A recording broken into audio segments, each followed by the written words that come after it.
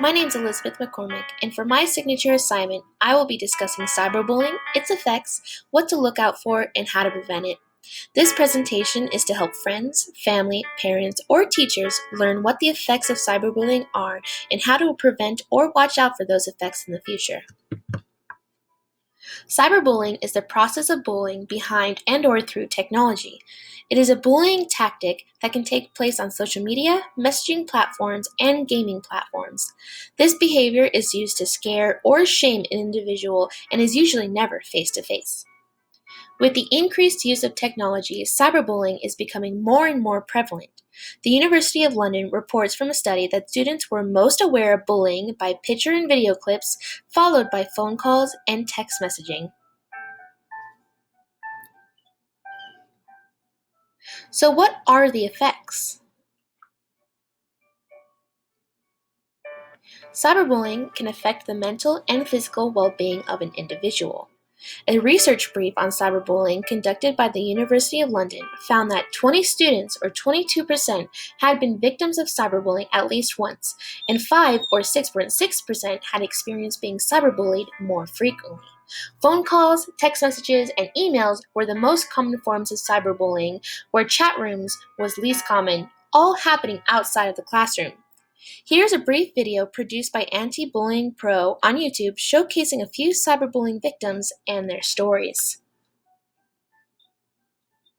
Bullying made me feel, I don't know, inferior, like I wasn't important. It's awful, and looking as an outside viewer, it can seem like petty things are happening and it shouldn't affect the person. I was bullied and it was cyberbullying, and even though people think it's not a big deal and I'll just get over it, it's really not as easy and as people make it sound. These are things to watch out for. These behavioral cues are present in victims of cyberbullying. The first sign is that they avoid social situations or groups of friends that they once enjoyed, preferring to be alone. The second is that they act out, displaying angry or upsetting behavior in a manner unusual to them. The third is that they suddenly spend less time on social media platforms that they once frequented. And lastly, new unknown numbers or texts suddenly appear on their phone more often. Here are a few tips to prevent cyberbullying. The first is to educate your child on how to properly conduct his or herself on social media. The second is to friend or follow your child on social networking sites he or she uses. This way you can monitor their activity from afar. The third is to tell your child not to friend strangers and to allow only trusted friends and family members to view their posts. And lastly, don't openly engage with your child publicly on social media, as this may encourage taunting and bullying. Don't post potentially embarrassing photos or content either.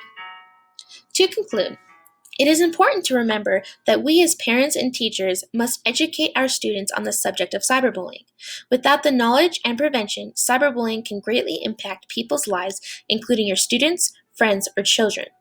There is help out there. These outlets should be brought up to students, children, and friends.